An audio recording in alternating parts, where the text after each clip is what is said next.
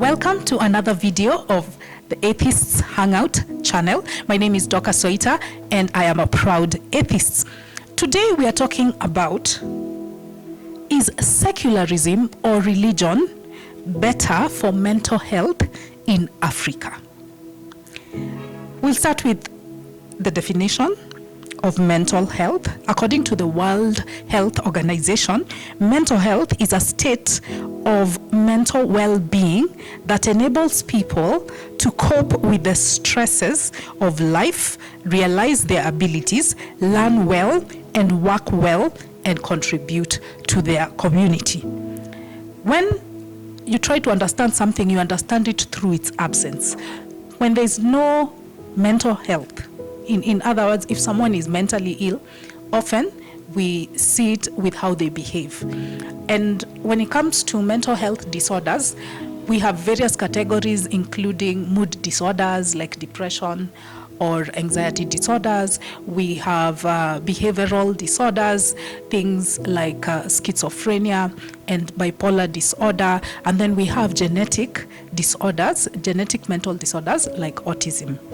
Now, given those examples, before we delve into which category, secularism or religion, is better for mental health, I'd like to hear from the members here of their personal experiences with mental health. Have you interacted with someone, whether a colleague, a friend, or an acquaintance or a family member who has had a mental health problem? You don't have to name them, of course, for anonymity's sake. How did they behave? How did they manifest this mental health problem? And how did they deal with it? We'll get into the details or into the generalities of the worldview later, but for now, just give us that personal example of someone you know who had a mental health problem and how did they deal with it.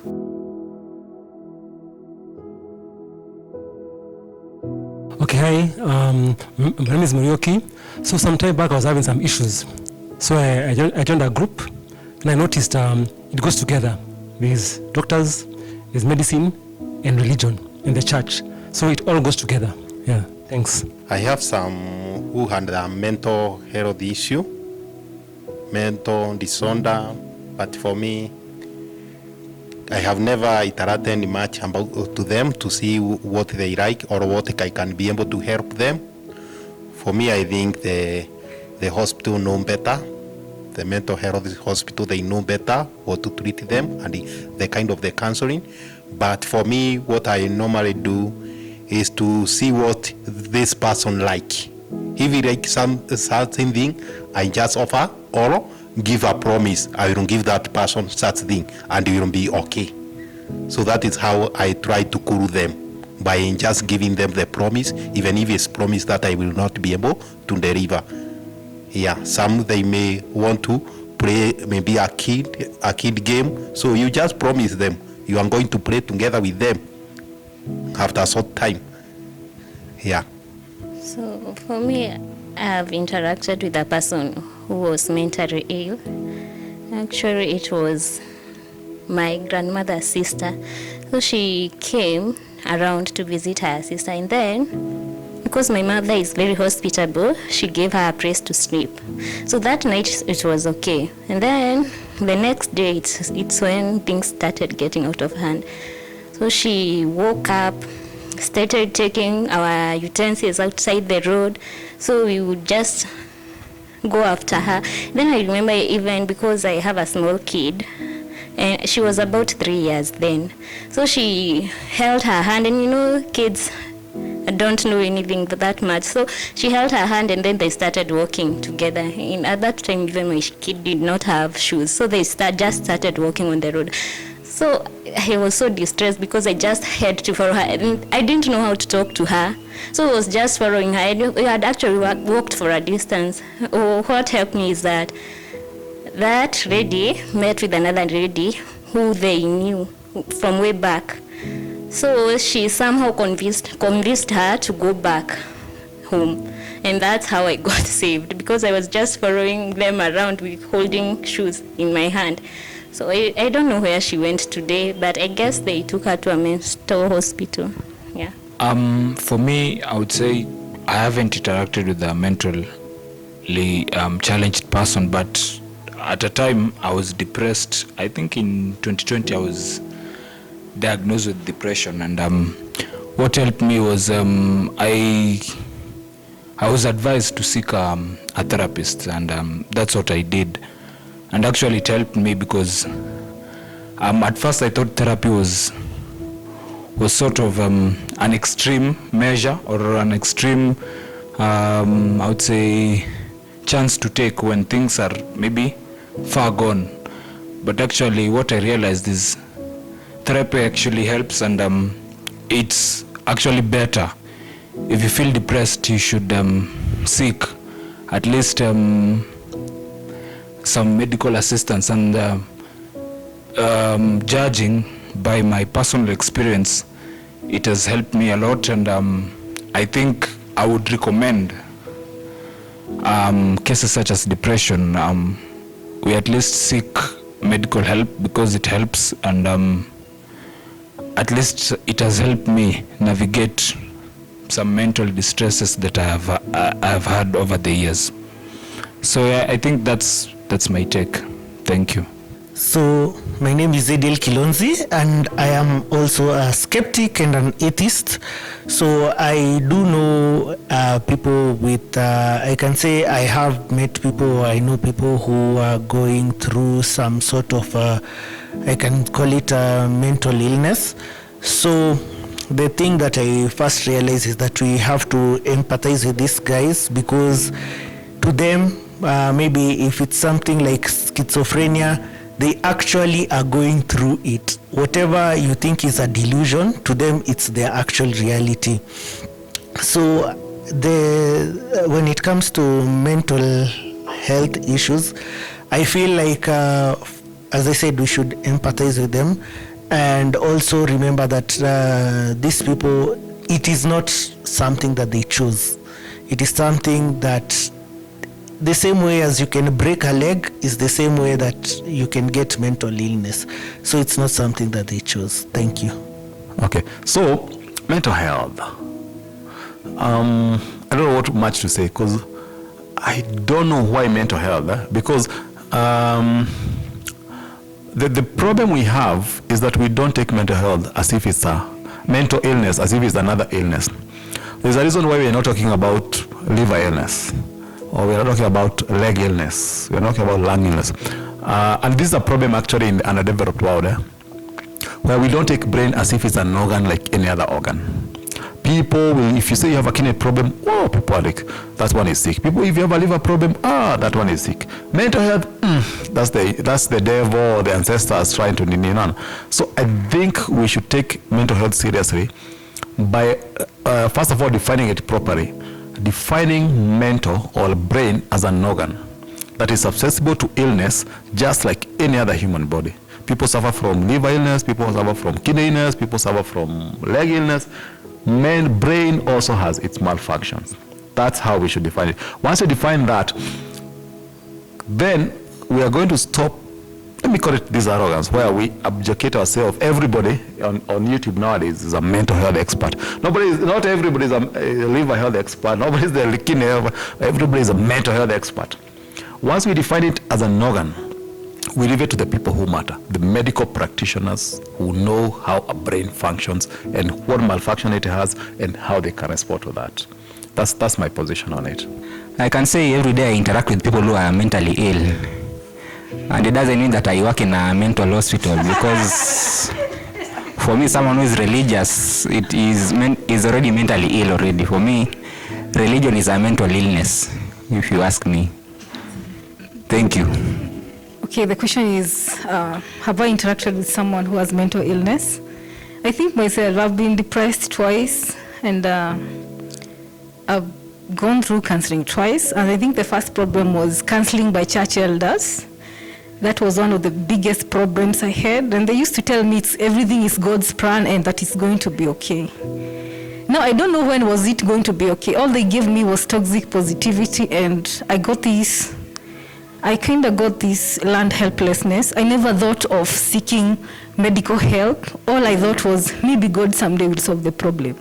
So even when someone advises me to seek medical help, I was like hesitating. But the second time I went for a psychologist, and he really helped me out. Yeah, that's all I can say. I had that problem and it was solved by medics. On my personal experience, I've interacted with numerous individuals who have had mental health challenges. I've dated several people as well with mental health problems. But the ones that stand out are two. There's one auntie I had called Edith. I think we used to Luyafy her name and say Edisa, Auntie Edisa, instead of Edith. And she had, I believe, a case of cerebral malaria, which becomes psychotic at some point. You go into a state of psychosis. So she used to have conversations with people that were not there, and those people would do really terrible things to her because she would shout and scream in fright. And as a little girl, I was also so terrified. I'm like, where are these people that Auntie Edith is so scared of? And I remember there was another uncle, I believe that was her brother, or perhaps he was a cousin, but you know, these extended families, everybody is everybody's brother. Uncle Robert used to pray for her continually, like he would kesha, putting hands on her and what have you. But unfortunately, she would just comply. Sometimes it would seem like it's working as they were praying for her. Then she would comply a bit.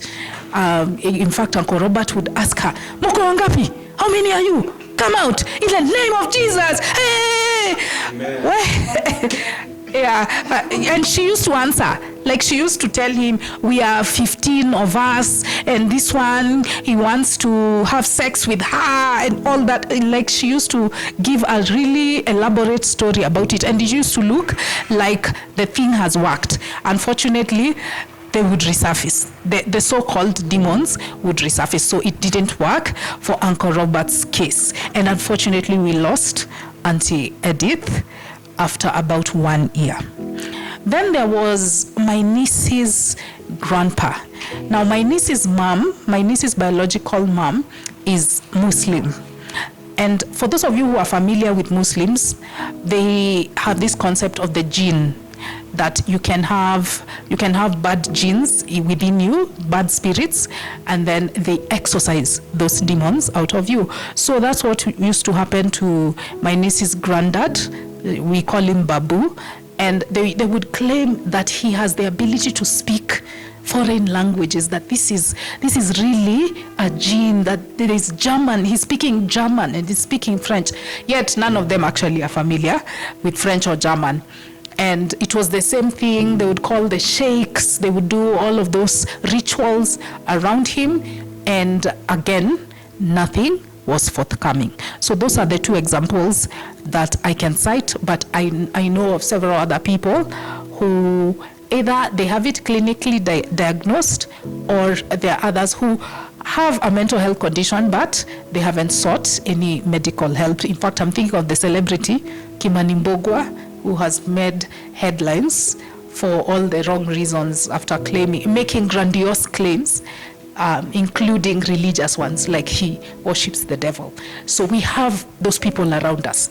They are there, and this is indeed a real phenomenon that happens to us.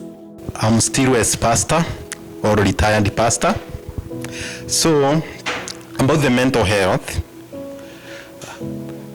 but I will start with how religious deal with some religious, maybe it's not majority, how they deal with the mental health.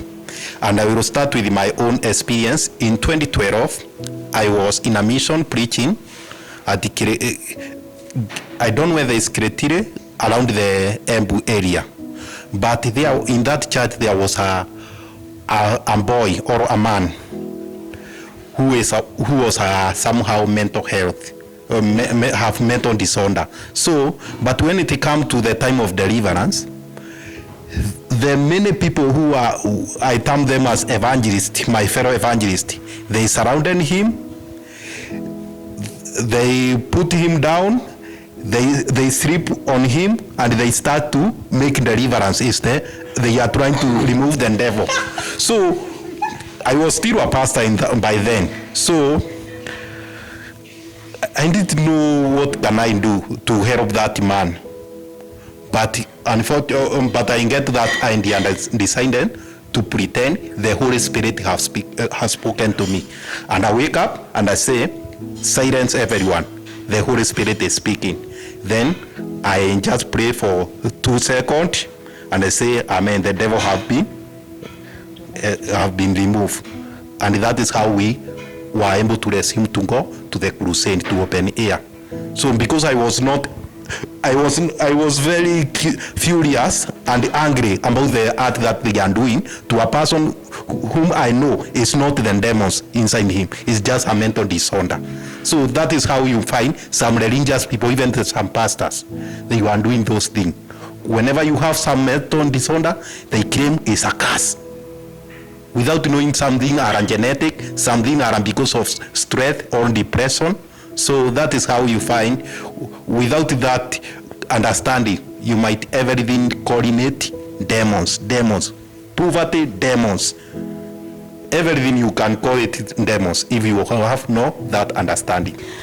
The next question is a loaded one because we are strapped for time, so I'm combining the questions. Number 1, how does religion deal with mental health cases? How does it deal with it? What do you think they are doing in contribution to this issue, and do you approve of it? How does religion deal with it? What about secularism? And by the way, just to be sure, secularism is anything non-religious. That's what the term means. So, what about secularism? How does it respond to mental health challenges, and do you approve of them? Then, I would also like us to comment about mental health stigma in Africa, or rather, what is the attitude of Africans towards mental health? Then finally give your closing remark on which perspective you think is better for dealing with mental health in Africa. So just to be sure, let me repeat those questions again. How does religion deal with mental health issues, and do you approve of it? What about secularism? How does it deal with it? Then which one is better? What is your perspective? Let's try and keep it within 2 minutes.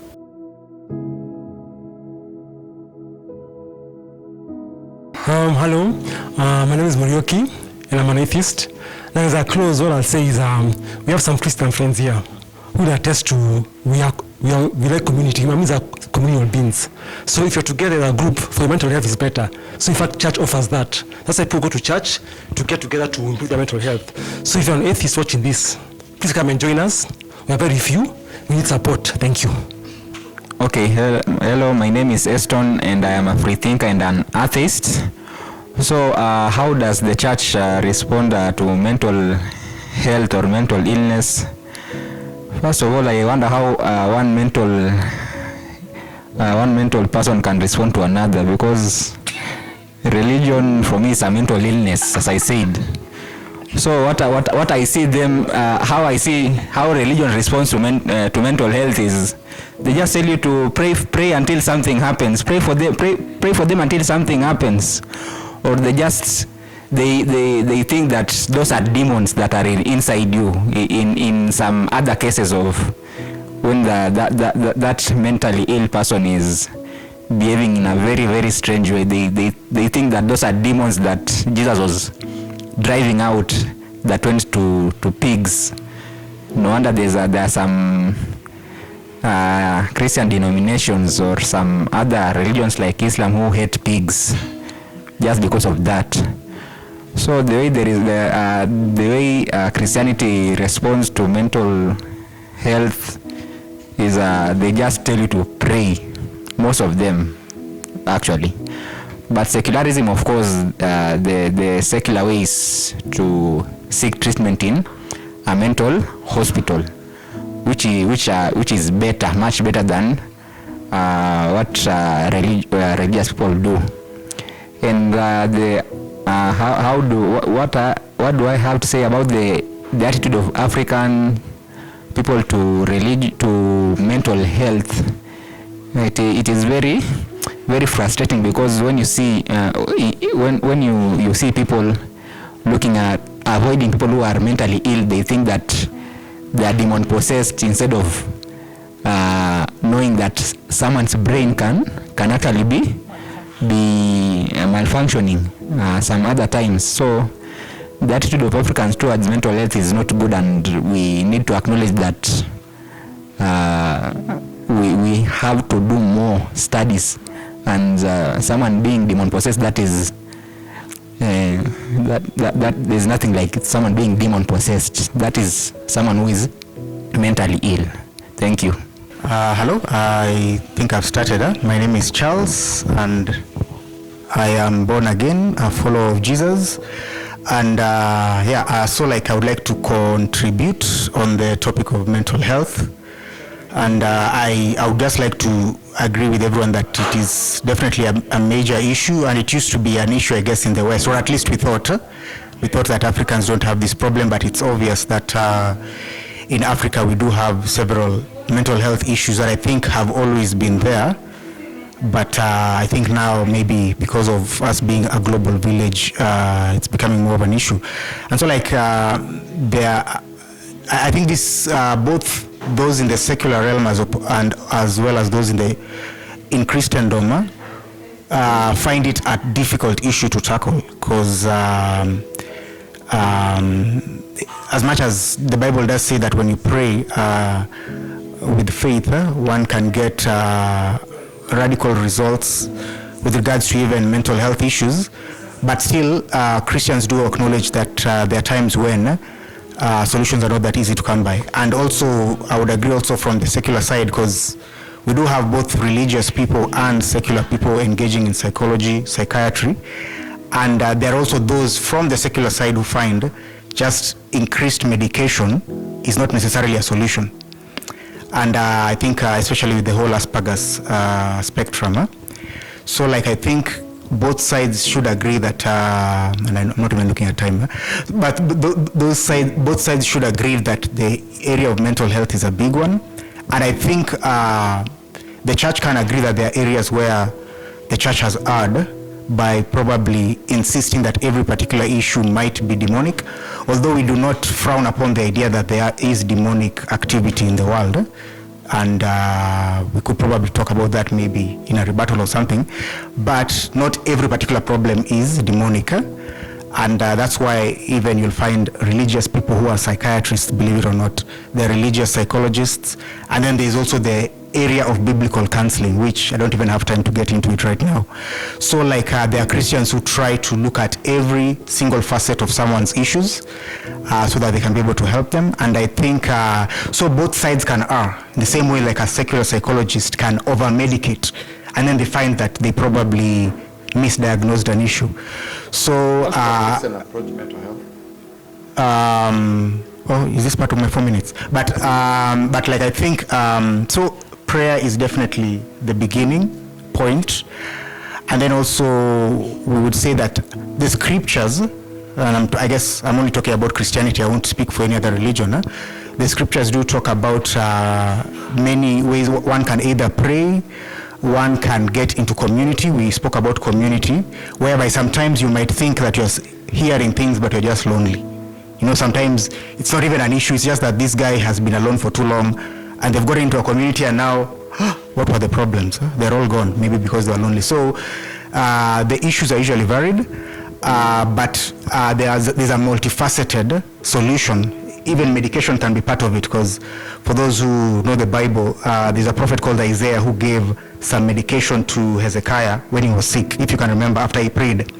So there's a multifaceted approach to problems that people have, and I've just tried to say all that in 4 minutes, but we can probably say more. Thanks for your time. Amen. So, I continue? 2 minutes,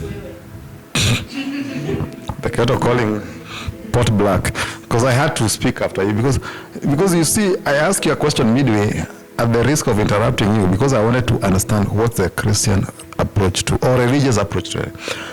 The first thing I want to hear from our religious friend is, do you acknowledge, first of all, that mental health is a biological problem? It's not a spiritual, it's not an issue of whether you believe in religion or not. It's not a spiritual problem. The same way, if you have a liver problem, if you have a kidney problem, if you have a heart problem, you see a medical doctor. I think brain is an organ, just like liver and kidney, that you should go and seek medical attention.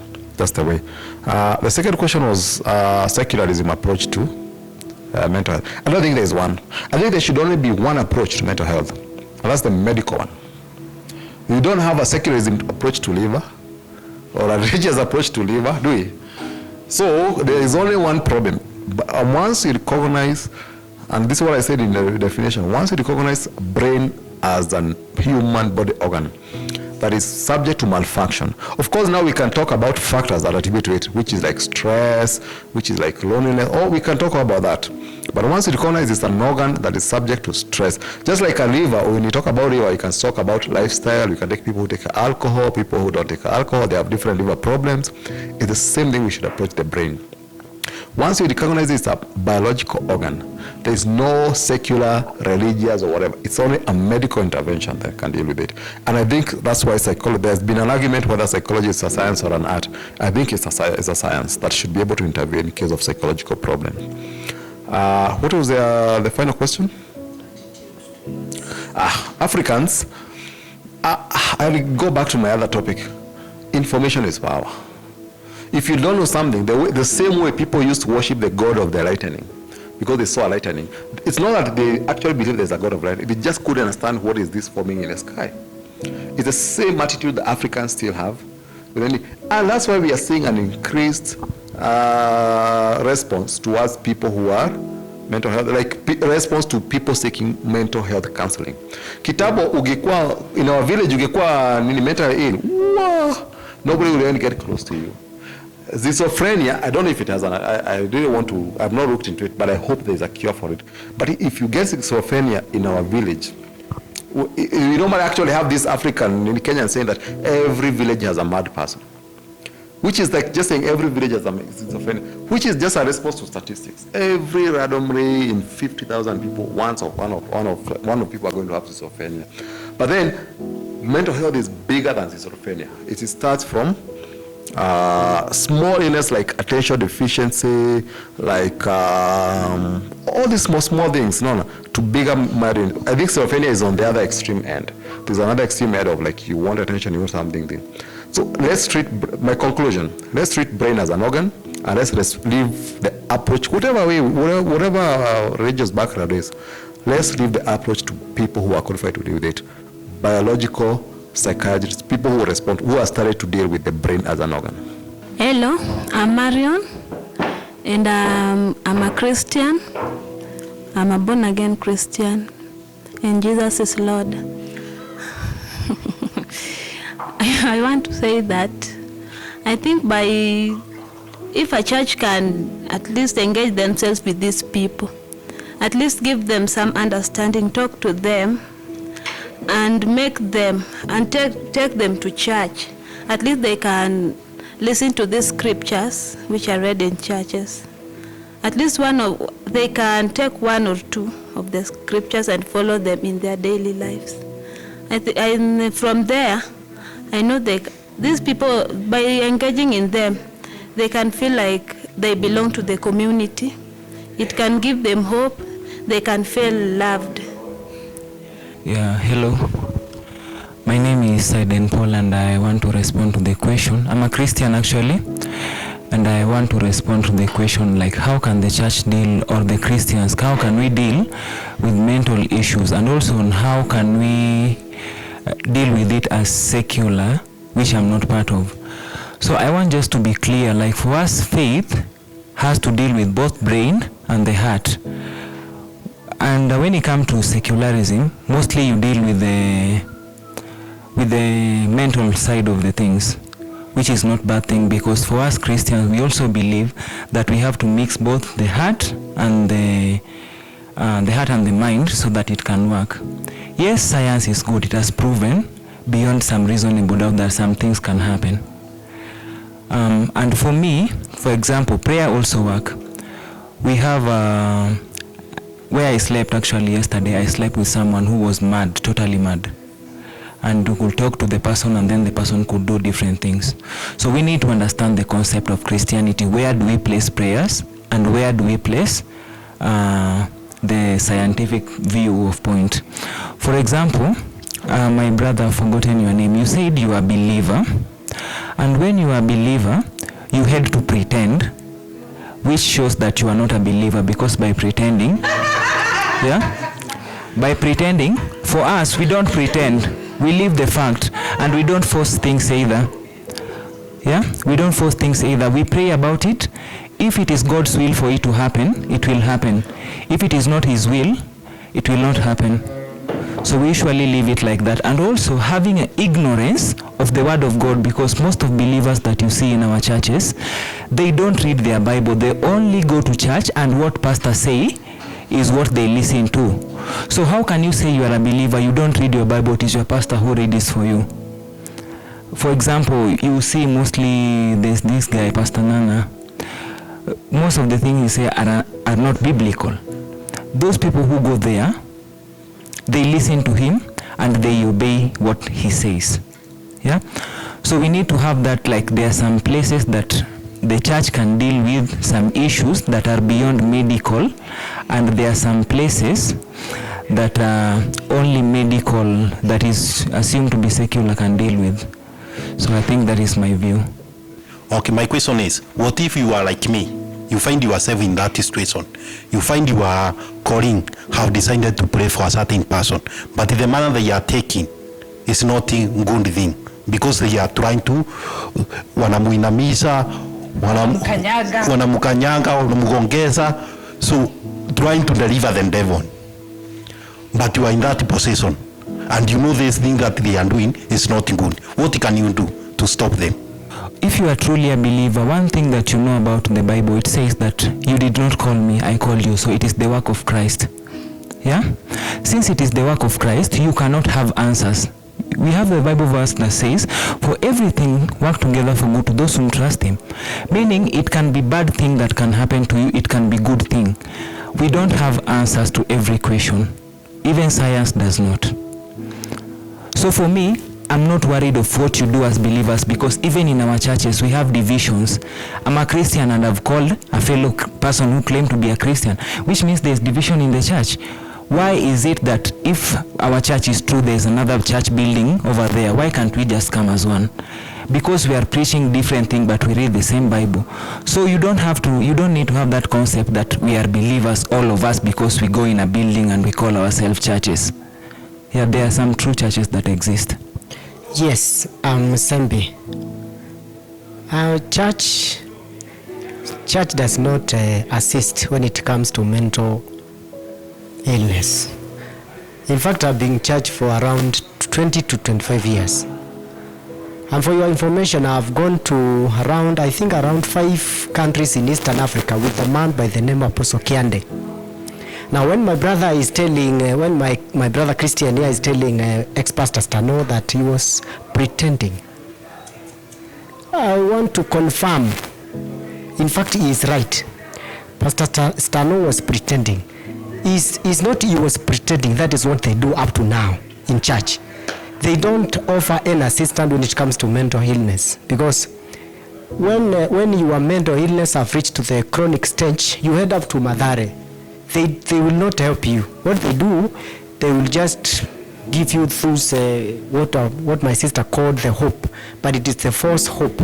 There is no assistant in church. In fact, they will just make noise there, make all those acrobatic actions there, and then at the end of it, you go home suffering the same. And they will lie to you that you will not go back home as you came. No, that's a lie. In fact, you go back worse. Sometimes you go back worse, because ni torture kwanza, wanakupatia ni kama torture, wanakutana upside down.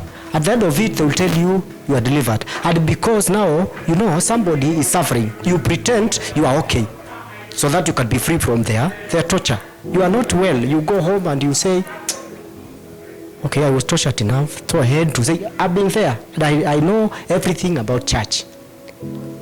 To that man you have just mentioned, the Nganga, we have been there with Apostle Kiande. Oh, that is the game you do. That, what do we call it? The PR. We are used to it, but it's okay. We know if we had time with you people, we can take you out of church. If you want to be safe, step out of church. So when it comes to mental health issues in the church, first of all, I'm going to speak. As usual, I said I'm an ex-Jehovah's Witness, and I know how much some religions have impacts on mental health, especially when it comes to the Jehovah's Witnesses. There is pressure from you. Pressure from the elders, pressure from your fellow congregants. They want you to really follow the rules. And all this pressure leads to a lot of Jehovah's Witnesses developing mental health. Most of them get depressed because of the pressure that is put up on them. And that's why I'd say, personally, ever since I stopped following religion, being a Jehovah's Witness, I think being secular is the best thing that has ever happened to me. I don't have pressure to please people.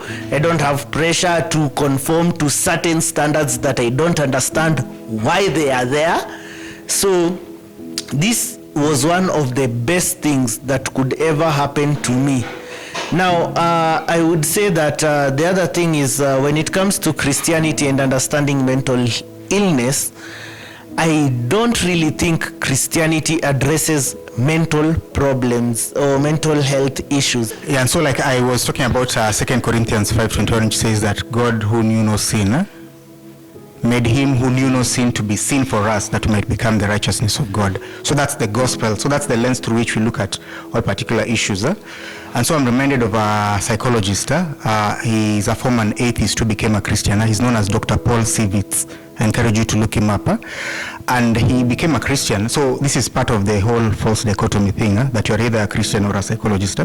So he became a Christian, and for some reason he became curious as to why people became atheists and some people became Christians, especially since he was a former atheist. And then he looked at the lives, especially the parents. And of course, this is a general statement. This is not every person. But now he found that, for example, some famous atheists like Sigmund Freud had particular problematic issues with their fathers, for example. And he was just looking at the psychological aspect of it. And then he looked at other people who are Christians, like I think it was Blaise Pascal, and he found they had very rich relationships with their fathers. And so what he was writing, so his book is what? Was it The Faith of Our Fathers? I can't remember. But so like Dr. Paul Vitz was trying to show that there's a psychological aspect to why we come to believe what we believe. It's not really evidence-based. And so like I think even with the issue of mental health, it's a multifaceted issue. That's why a Christian who is a psychologist can be able to look at the issues from a psychological aspect and then bring a gospel lens into it and see it. And so we can be able to see that even for this particular person, secularism was not able to help him. And it's interesting, he became a Christian and is flourishing. And I'm even thinking of Ayan Hirsi Ali, which I guess you guys know who she is. And she said part of the reason she embraced Christianity was in secularism. She was not finding solutions for her issues. So that's why I'm saying this issue is a little bit more complex than a pastor beating a demon-possessed person on the floor and the secularists who are rational.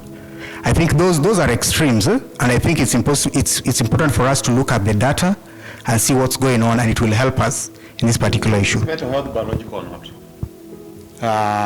I think that's the false dichotomy I'm calling us out of, because it's both biological and spiritual. Because I think naturalism is false. Naturalism is not true. Biological or not? Both, it is biological, but not only biological. That's what I'm saying. So I think that false dilemma is what I'm calling us out of. But sorry, I've taken too long. Oh my goodness, so much has been said by the believers in our midst. I have to respond to it. First of all, there was Wandalo who spoke about the shortcomings of psychology and secularism. He said that there's a place for spirituality and faith when it comes to mental health.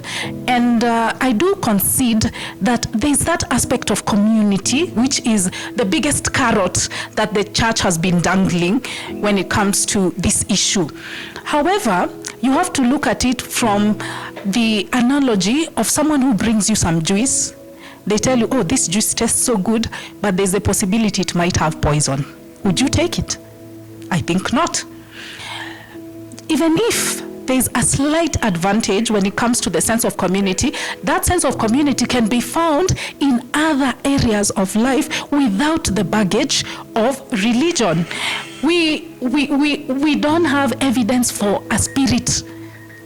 When he was asked, is mental health a biological concept or not, he said it is biological and it is also spiritual. All the characteristics attributed to a spirit can be explained by the brain. It is just an emergent property. Which brings me to the next thing that my other Christian colleague Paul mentioned. He said that the problem with you atheists is you focus too much on the brain as we focus on the brain and the heart. What is the heart, my friend? The heart is an organ that pumps blood. You guys are calling it, it's as if it's the seat of the spirit and the soul. Nonsense. Again, the soul does not exist. All those qualities are just emotions, and they are controlled by the brain. Then, my dear friend Paul is also saying that prayer works. That if you are a true believer, you can be delivered from your mental illness. Nothing fails like prayer. Prayer has been put to the test experimentally. There was a group that were prayed for when they were sick, and then there was a group that was not prayed for, and the group that was prayed for performed even worse. So when it is examined under a scientific lens, prayer fails. All the attributes that are given to prayer can be explained by more rational reasons. Actually, we have the confirmation bias, where you pray for maybe several mentally ill people, they don't recover. There's just one who recovers, and then you say, oh, it's prayer that worked for this one. But how come it did not work for these others? It's just a mere coincidence that so happened. Or argument from ignorance. Sometimes mental illness can remit by itself. How do we know this? Because it happens even to those people who don't pray. Yeah, so we don't know. At that point, science doesn't know what happened, that it remitted, but it just did. But you guys smuggle in God. You smuggle in prayer when it can happen to people who haven't sought your God or who haven't sought intervention. So prayer is just an excuse that is given by believers, and it does not hold up to scrutiny. If prayer was an effective method of dealing with mental health, then we would not have any mental health hospitals. We would be taking all of our mentally ill people to the church. The church has failed them.